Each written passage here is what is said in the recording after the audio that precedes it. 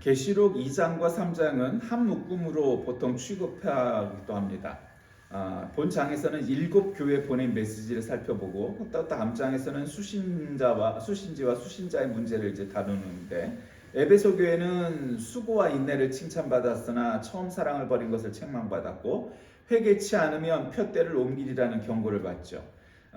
서머나 교회는 환난과 궁핍 가운데서도 영적 부유함을 누리는 그러한 신앙을 칭찬받았고, 그래서 죽도록 충성하면 생명의 면류관을 받을 것이라는 위로를 받게 됩니다. 버가모 교회는 핍박 가운데서도 믿음을 지킨 것을 칭찬받았지만 이단적인 교설에 미혹된 사실을 책망받았고 회개할 것을 촉구받습니다. 두아디라 교회는 사랑과 믿음이 처음보다 좋아진 것을 칭찬받았지만 우상 숭배와 행음에 대하여 심한 책망을 받았고 처음 것을 굳게 지키라는 권면을 받게 됩니다. 사대 교회는 신앙의 순결을 지킨 소수의 사람들에 대하여 칭찬받았으나 죽은 자와 같다는 신랄한 책망을 받습니다. 빌라델비아 교회는 말씀 순종함에 대하여 칭찬받았고 책망은 듣지 않았습니다. 라오디아 교회는 아무런 칭찬도 받지 못했고 차지도 덥지도 않은 영적 상의에 대하여 책망받습니다. 이러한 요한계시록에 나오는 7교회의 모습은 모든 세대의 교회들에게 일반적인 모습의 축소판이라 할 수 있습니다. 두아디라는 버가모와 사데 사이에 위치한 조그만 공업도시로 알려져 있는데 요한계시록에 소개된 7도시 중에서 가장 작고 보잘것없는 도시였습니다. 하지만 이 도시는 소아시아의 수도격인 버가모로 들어가는 길목에 위치해 있었기 때문에 수비대도 주둔해 있었고 염색 공장으로도 유명했던 그런 도시였습니다. 이 도시의 주민도 직공들과 상인들 그리고 군인들 등 여러 가지 부류의 사람들이 많이 살았다고 알려져 있고, 이 두아디라 교회의 회원들은 거의가 이방인들로 이루어졌습니다. 교회의 기원에 대해서는 분명치 않지만 서머나나 버가모의 경우처럼 바울이 에베소 치대 중에 전도가 시작된 것의 영향이라고 추측됩니다. 그 눈이 불꽃 같고 하나님의 아들, 이 구절이 바로 하나님의 아들의 위엄을 묘사한 것으로 태양신이나 로마 황제 위에 초월한 위엄을 보여주는 것입니다. 원래 두아디라에는 제우스의 아들 아폴로의 신당이 있었고 아폴로가 두아디라의 주신으로 숭배를 받기도 했었는데, 이 두아디라에는 아데미, 삼바다 등의 신전이 있었다고 알려져 있습니다. 이렇듯 요한계시록에 나오는 7교회 그 중에서도 이 두아디라 교회의 모습은 바로 그런 곳이었습니다. 오늘 이제 이 본문은 요한계시록입니다. 요한계시록은 한 2, 3년에 한 번쯤 본문이 되는 것 같아요. 그러니까 요한계시록을 이해하는 것도 사실은 사전 작업이 필요하고, 크게 말하면 그냥 뭉뚱그려서 얘기하면 요한계시록을 이해하는 4가지 방법이 있으니까 사실은 어떤 사람도 그 4가지 중에 한 가지 정도의 학설이나 이론에 충실할 수밖에 없고, 그러니까 사실은 이 요한계시록을 완벽하게 이해한다는 것은 더 어렵습니다. 더군다나 모든 성경은 사실은 다 과거의 일을 기록한 것이기 때문에 그것에 대한 결과와 우리가 흐름을 알고 있지만 구약 성경의 일부 내용과 요한계시록과 같은 이런 묵시문학, 계시문학 이런 것들은 앞으로 다가올 일에 대한 것이니까 그렇게 쉽게 결론 내리기가 쉬운 것은 아닙니다.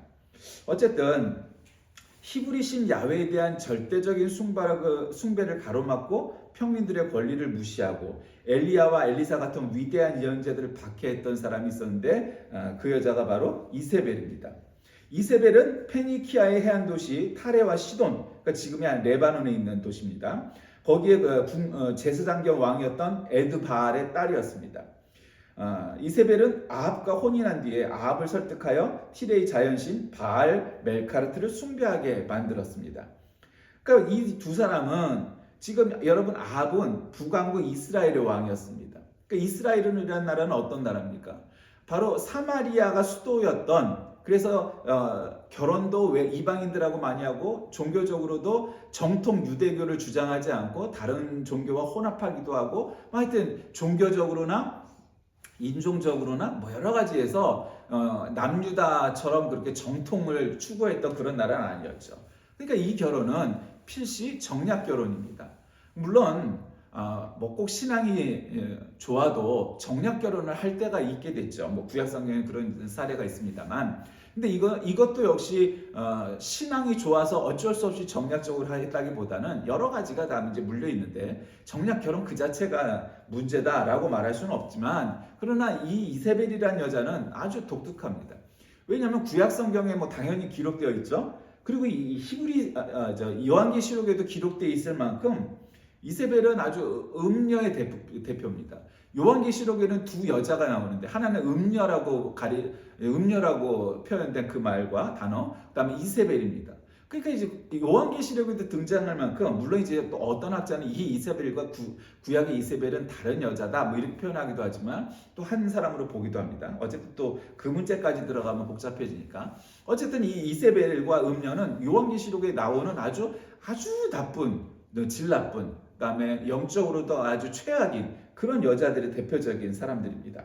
근데 이제 아합과 이세벨이 이제 결혼을 하게 되니까 이 이세벨은 아주 강한 정열을 가졌던 여자였죠. 그러니까 자기를 반대하는 사람을 죽이고 뭐 이럽니다. 열왕기상 17장에도 엘리야가 하나님의 보복으로 가뭄이 들 것을 정확히 예언하는데 얼마 후 엘리야는 이제 바알과 야훼 중에서 어느 신이 정말로 진정한 하나님이냐 이걸 이루기 위해서 갈멜산에 모이게 됩니다. 그래서 이 바알 제사장들, 바알을 믿는 그 사제들이 850명이 모여서 그 갈멜산에서 기도를 합니다. 그런데 맨날 며칠을 기도해도 그 재물이 불이 안 타오르는 거예요. 옛날에는 보통 예배를 드린다는 게 그 재물에 불이 붙어야 되는데 야 바알이 정말 살아있는 하나님이고 신이라면 이곳에 불을 내려서 저 재물이 다 타게 하라. 이렇게 내기를 했는데 850명 누구도 뭐 안 되고 심지어는 자기 몸을 칼로 자해하기도 하고 막 이랬는데도 뭐 온갖 뭐 생쇼를 하는데도 재물에 불이 안 타오르는 거예요. 그리고 이제 끝났습니다. 야 그럼 이제 네가 해봐라. 야훼 편이 나왔습니다.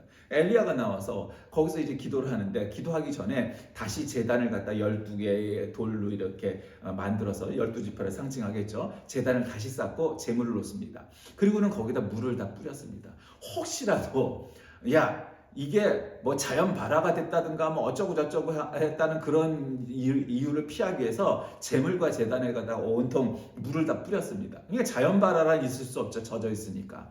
그런데 그곳에 엘리야가 기도하니까 불이 내려와서 그 제물이 타기 시작해서 예배를 드릴 수 있었다. 제사를 드릴 수 있었다. 그게 이제 갈멜산 이야기입니다. 그래서 그 850명의 그런 바알 제사장들을 전부 데려다가 쳐 죽이고 뭐 했던 것이 이제 갈멜산의 이야기였습니다.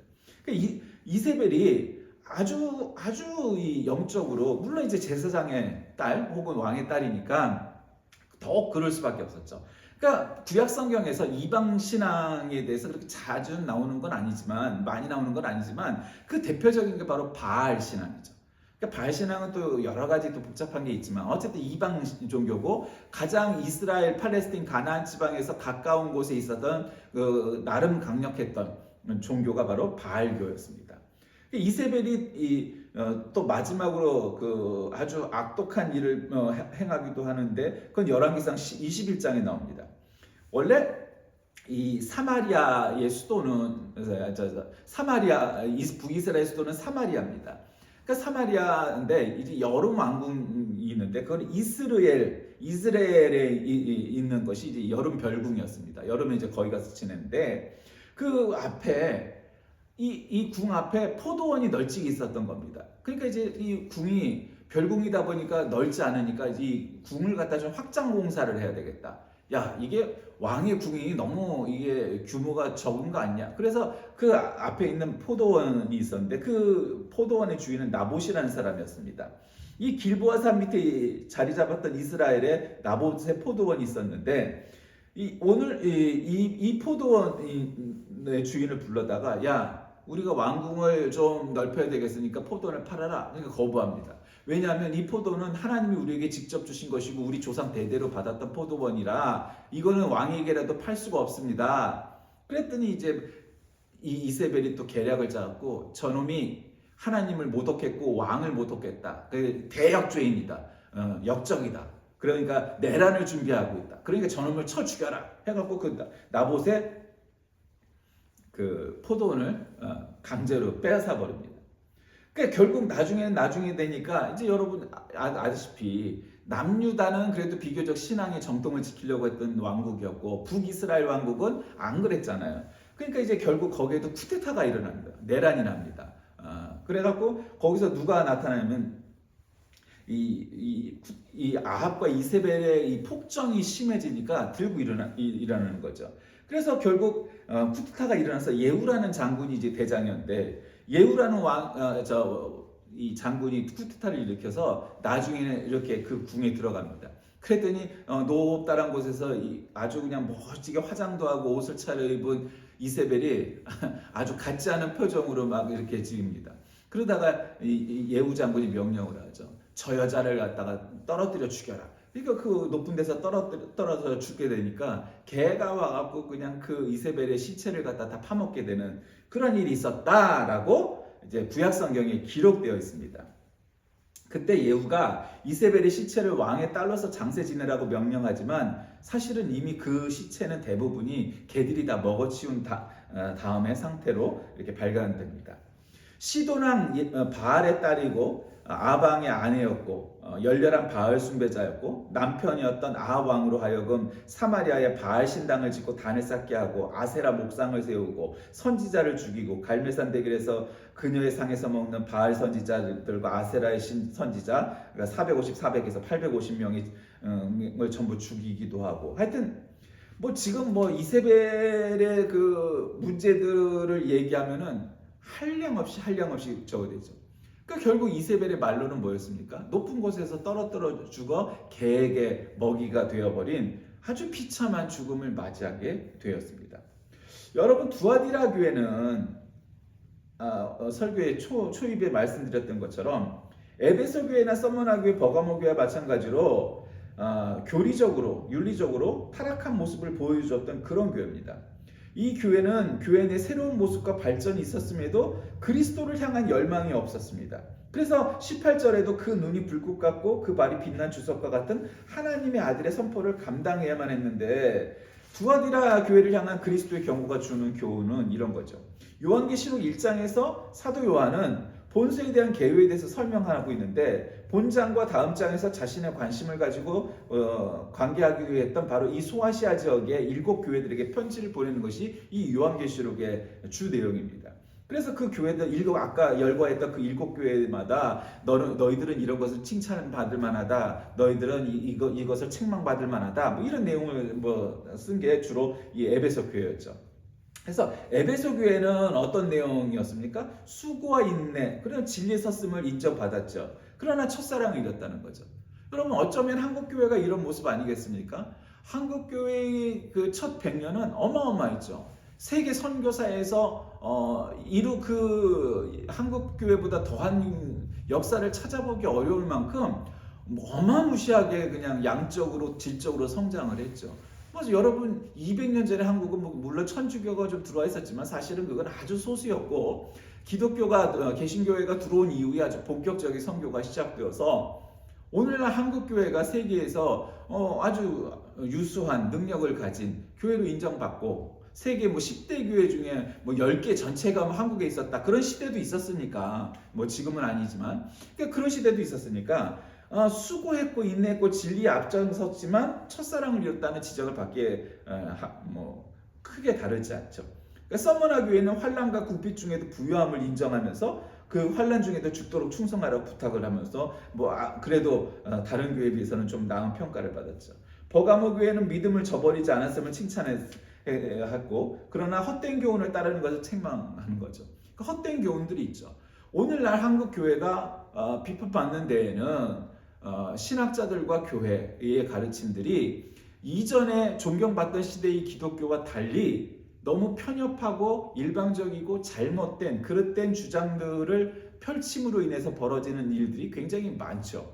이전에는 누가 생각해도 크리스찬이라면 목사나 신학자나 교회가 한국 교회를 이끌어간다고 하는데 큰 이견이 없었습니다. 성탄절만 되면 목사나 장로나 이런 사람들이 공중파에 나와서 성탄해주는 하나님의 성탄의 메시지 이런 것에 대해서 토론하기도 하고 뭣도 하고 했습니다. 여러분 요즘 공중파에서 기독교의 기자, 예수의 예자 찾아보기가 쉽습니까? 거의 어렵습니다. 온 인터넷은 모든 용어가 개신교 용어에서 카톨릭 용어로 바뀌었습니다. 이건 사실 음모죠. 왜? 아니 개신교회가 우리니까가 아니라 개신교회가 카톨릭보다 훨씬 더 큰데 당연히 개신교회 용어가 돼야 되는데 다 바뀌었다는 겁니다. 그럼 왜 그렇겠습니까? 우리가 사회로부터 그만큼 인정을 못 받고 무시당한다는 이야기죠. 객관적으로. 그러니까 그 모든 것들이 이런 거예요. 그러니까 두아디라 교회는 사랑의 성숙과 섬김의 풍성을 칭찬받았으나 우상과 행음의 교훈을 용납함을 이제 책망받게 되는 거죠. 여러분, 한국 교회가 오늘날 이와 같은 처지에 놓이게 된 까닭이 무엇입니까? 독립운동을 할 때는 독립운동에 앞장서고 자금을 대어주고 교회가 기미독립운동이라든가 그 이후에 45년 해방될 때까지 꾸준히 독립운동에 가담한 자들의 많은 숫자가 개신교인들이었습니다. 뭐 말할 나위가 없죠. 한국 교회에서 여러분 한국에서 인정받는 사람들이 배출된 것들은 주로 어디에 미션스쿨 출신들이었습니다. 왜 그랬습니까? 그때는 선교사들이 세운 학교가 하나 있고 관립학교. 그러니까 국립학교죠, 한마디로. 나라에서 만든 학교, 뭐 이런 것들이 있었습니다. 근데 일제시대 때 여러분 관립학교, 뭐 국립학교, 공립학교들은 다 뭡니까? 일제가 만들었으니까 거기서 어떤 민족의식을 뭐 아니면 우리말을 제대로 공부할 수가 없었죠. 그러나 선교사들이 세운 학교들은 그에 비해서는 좀 나았다는 겁니다. 그러니까 훨씬 더 애국자들이 많이 나올 수 있는 환경이 되었던 것이죠. 그러니까 선교사들이 세운 이 미션 스쿨이야말로 애국자들 양성하는데 아주 지름길이었던 겁니다. 그게 이제 굉장히 중요한 이유가 되었던 거죠. 그래서 여러분이 이세벨과 같은 사람들, 이세벨과 같은 교회들, 그게 중요합니다. 이 두아디라 교회에 나타나신 예수님은 눈이 불꽃 같고 발에 빛난 주석과 같은 분이었다. 이렇게 계시록은 말합니다. 이것은 선악을 구분하는 통찰력, 원수를 짓밟으시려는 그리스도의 힘, 뭐 이런 걸 상징한다고 성서학자들은 보통 해석하죠. 예수님은 두아디라 교회의 사랑이 성숙해진 모습과 섬김이 풍성해진 것을 칭찬하셨는데 에베소 교회에는 반대로 나중행위가 처음보다 많았습니다. 믿음이 점차 성장하지만 인내가 깊어지는 모습을 기뻐하시면서 예수님은 그들을 칭찬하셨던 거죠. 이 두아디라 교회에 대해서 주님은 이세벨을 교회에서 용납한 것을 책망하죠. 이세벨은 교회 내에서 자칭 여선지자를 하면서 성도들을 그릇 가르쳤던 사람입니다. 물론 그래서 기본적으로 구약 성경에 나오는 이세벨과는 좀 다르죠. 근데 어쨌든 이 이세벨은 행운케 하고 우상의 재물을 먹게 하는 거죠. 그 면에서 똑같은 거예요. 그런 거죠. 이 사람이 본명이 이세벨이었는지 뭐 그것까지는 하지만 이세벨로 알려져 있는 것은 지가 옛날에 구약시대 때 이세벨을 이어받은 뭐 그런 거라고 말을 하고 주장하는 거겠죠. 뭐 자칭 재림 예수다 그렇게 주장하는 사람들이 수백 명이든 말이에요. 그러니까 이 두아디라 교회가 점점 타락해가고 신앙에서 멀어져 가는 건 뭐냐면 하나님의 말씀과는 점점 멀어져 가고 있기 때문에 아주 편협하고 잘못되고 그릇된 주장들을 당연한 것처럼 마치 그것이 옳은 것처럼 그렇게 하고 자기도 속고 남도 속이고 그러다 결국 적그리스도의 편으로 향해 나가는 거죠. 한국 교회가 선교 초기엔 정말 소수였습니다. 지금이야 뭐 사람에 따라 뭐 20%도 넘고 어떤 사람은 30%도 넘는다고 말하지만 어쨌든 그 어간에 있는 것 같아요. 통계 자체가. 근데 옛날에 2% 3% 할 때의 한국교회의 영향력이 지금이 10배가 더 늘었다고 말할 수 있지만 그때보다 더 나아졌느냐? 사실은 그렇지 않은 것 같습니다. 뭐 영향력은 뭐 확대되었을 수 있죠. 숫자가 그렇게 증가했으니까. 그럼에도 불구하고 그때보다 오늘날 한국교회가 존경을 받고 칭찬을 받고 하는 교회가 되었느냐? 그거는 전혀 아닙니다. 그건 100% 아니고 전혀 거꾸로 가고 있죠. 그 이유는 뭐겠어요? 오늘날 이 두아디라 교회처럼 그다음에 이 요한계시록에 나오고 있는 대부분의 교회들처럼 칭찬받았던 뭐 빌라델비아 교회나 뭐 이런 교회처럼 가지 아니하고 거기는 미치지도 못하고 에베소 교회나 서머나 교회만큼도 아니고 오히려 책망을 많이 받는 버가모 교회나 뭐 두아디라 교회처럼 그렇게 변했기 때문이 아니겠습니까? 그걸 우리가 분명히 인식해야 돼요.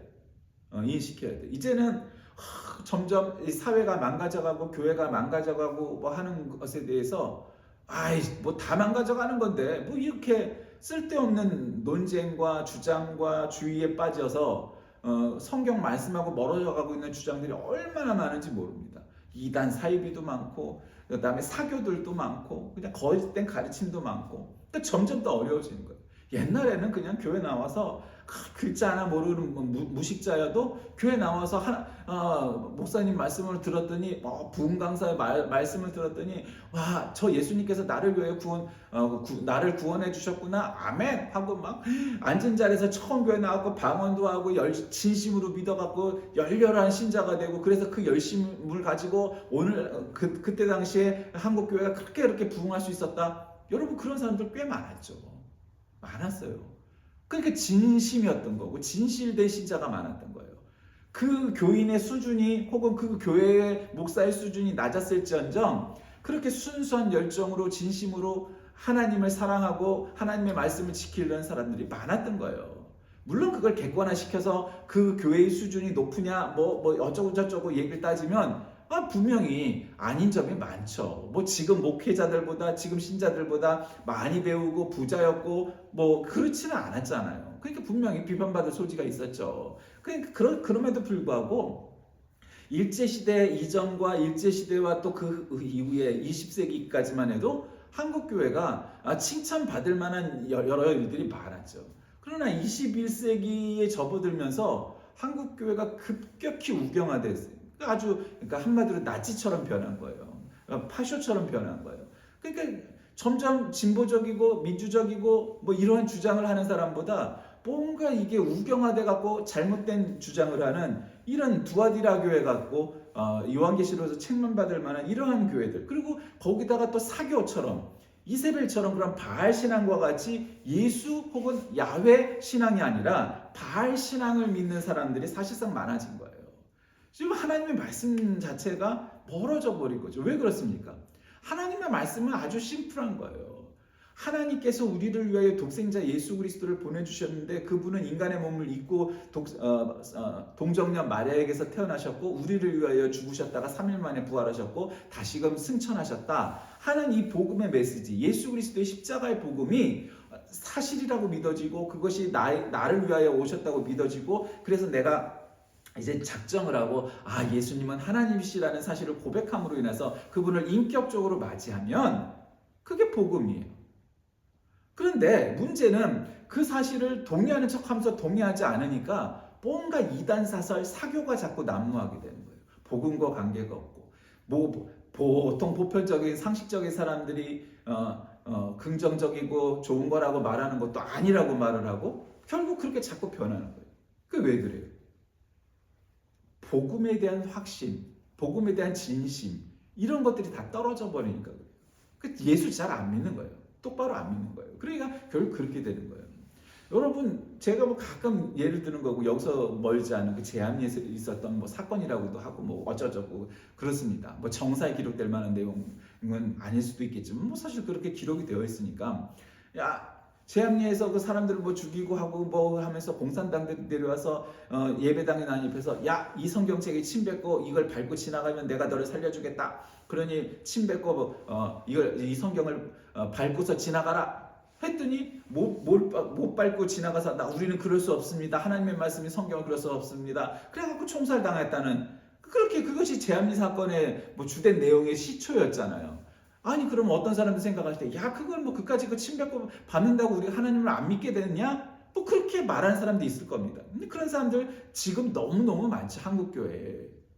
근데 그게 단순히 침 뱉고 성경을 밟는 것이 무슨 미신적인 행위처럼 그게 뭐가 되겠느냐, 그렇게 믿는 사람들이 너무너무 그게 우경화된 사람들이 많은 거죠. 그렇지 않아요, 여러분. 예수님 당시부터 최소한 315년 로마에서 국교로 인정받기 전까지 신앙을 지키다가 순교한 사람들의 숫자가 얼만데요. 사자의 먹이가 되고 화형을 당하기도 하고 처형을 당하기도 하고 그랬던 그리스도인들이 너무너무 많았어요. 여러분, 목숨을 걸고 지킨 믿음이에요.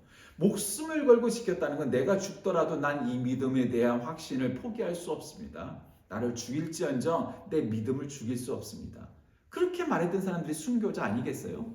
우리나라에도 순교자들이 있었고, 또 그것이 본질적으로 영적 혹은 종교적 순교자가 아니어도 공산주의자들이 들어와서 결국 우리를 죽이기도 했고 일제의 탄압을 받기도 했고 그랬습니다. 일제시대 때 또 어땠습니까? 여러분, 우리나라 많은 교단이 있지만 장로교회 고신교단 말고는 모든 교단들이 처음에는 반대하다가 나중에는 찬성을 해버려요.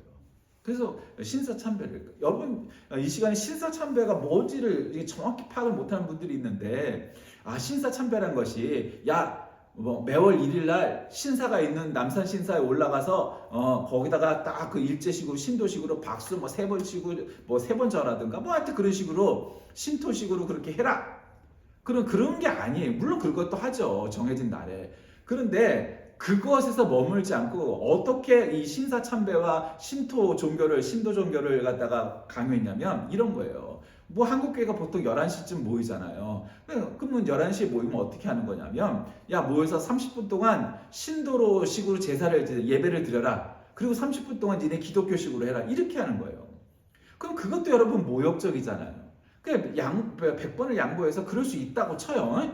그런데 문제는 나는 신도식으로 1번의 신에게 그 예배 드리는 게 난 못마땅하다. 그래서 11시 반에 나오는 사람들이 많은 거예요. 그러면은 그거를 갖다 고발하는 사람들이 있었는데, 그 중에 목사나 장로도 그걸 고발한 사람들도 있었다는 거예요. 그렇게 우리에게 신사참배를 시킨 거예요. 그러니까 어느 날 한 달에 한 번씩 신사에 가서 예배를 드려라 하는 게 아니라, 매 주일마다 모일 때 신도식으로 예배를 드리고 기독교식으로 나중에 예배를 드리라, 이렇게 강요했던 거예요. 그러니까 그걸 받아들일 수 있었겠어요? 그러니까 처음에는 반대했다가 우리 교단도 결국 해산당했죠. 여러 가지 이유 때문에. 근데 그 중에 가장 큰 거는 신사참배였단 말이에요. 그러니까 그때 신사참배에 찬성했던 사람들, 적극적으로 찬성했었던 사람들 꽤 많았죠. 그 사람들은 결국 친일파가 되었고, 공산당이 들어오니까 또 공산당이 협조하는 사람도 되었고, 또 이제는 독재자가 나타나니까 우리는 갑자기 또 반공주의자가 돼야겠다. 그리고 친미 반공주의자가 되고, 결국 계속해서 그런 사람들이 늘어나는데, 그런 사람들이 용납되고 오히려 그 사람들이 주류처럼 여겨지는 시대가 오니까 한국 교회가 복음이 훼손된 거예요. 여러분, 신앙이란 뭡니까? 하나님 말씀을 지키는 게 기본적으로 신앙이죠. 그럼 그 신앙을 가진 사람들은 어떻게 살아야 됩니까? 말씀대로 살아야 되겠죠. 근데 그 중에 작은 일부분이겠지만 그 중에 하나는 뭐겠습니까? 강자, 힘 있는 자, 나에게 유익이 되는 자, 이 강자에게 꼬리를 내리고 그 사람들 마음에 들어갖고 어떻게 하면 우리가 좀 더 잘 출세할까 궁리하는 것이 신앙인이고 그리스도입니까? 아니에요. 약자의 편에 서서, 정의의 편에 서서 싸우는 것이 신앙입니다. 만약에 그걸 포기한다면 그건 신앙이 아니죠. 그럼 기회주의고, 그럼 바알 신앙이죠. 이세벨이 아합과 결혼해서 왕비가 되었지만 결국 구약 성경에서 그토록 비판을 받은 까닭이 무엇입니까? 그리고 마지막에는 높은 곳에서 떨어뜨려 죽임을 받게 되고 결국 개의 먹이가 된 까닭이 무엇입니까? 이세벨의 말로는 너무너무 비참했습니다.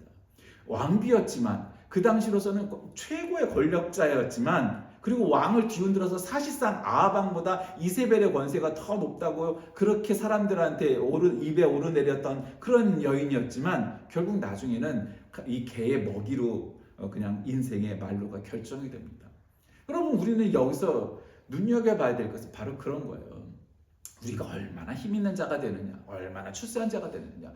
좋죠. 출세하는 게 나쁠 게 뭐가 있겠어요. 그러나 그것보다 더 중요한 것은 우리의 믿음을 얼마나 잘 지키고 살아가느냐는 거죠. 시대가 그러니까 늘 힘 있는 사람의 눈치를 보고 거기에 편승하여서 살아가려는 사람들 세상에 언제든지 많습니다.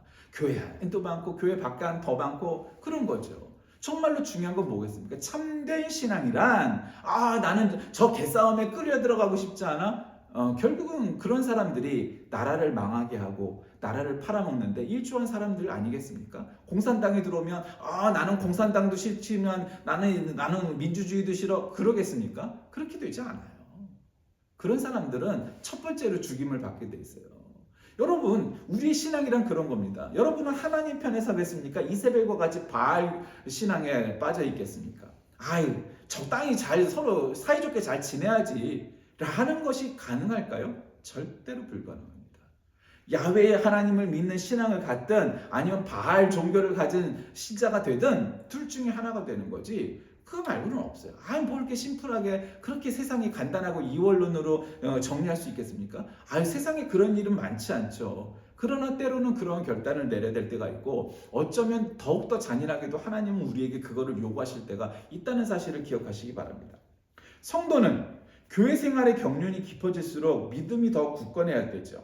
아니란 생각과 습관적인 믿음으로만 신앙생활을 한다면 조그만 유혹에도 쉽게 넘어가게 되는 거죠. 오늘날 한국교회가 교회 수가 적어서 목사 수가 적어서 재정이 적어서 신자 수가 적어서 이렇게 몰락한 것이 아닙니다. 그리고 점점 몰락해 가는 것이 아닙니다. 그건 바로 우리가 우리 교회 안에 하나님에 대한 진정한 믿음이 아니라 이렇게 구약시대 때는 요한계시록에 나와 있는 이 이세벨의 신앙처럼 바알 종교, 바알 신앙을 믿는 사람들이 너무도 늘어나고 있기 때문입니다.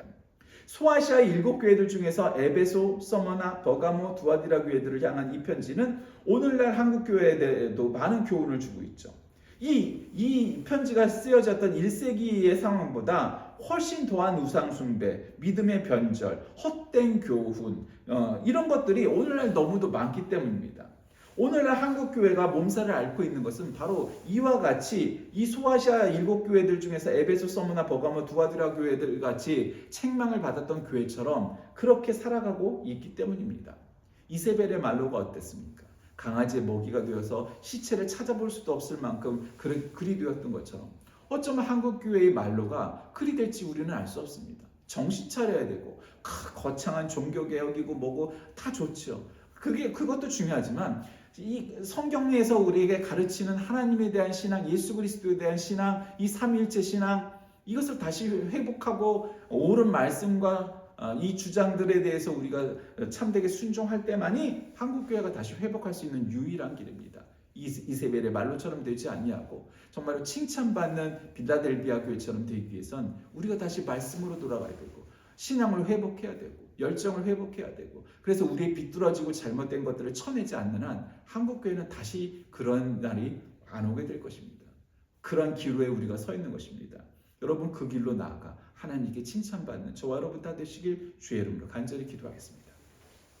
살아계신 하나님, 오늘날 한국교회가 참으로 위기에 처했는데 문제는 별로 위기라고 느끼는 사람들이 아주 많지 않다는 데 있습니다.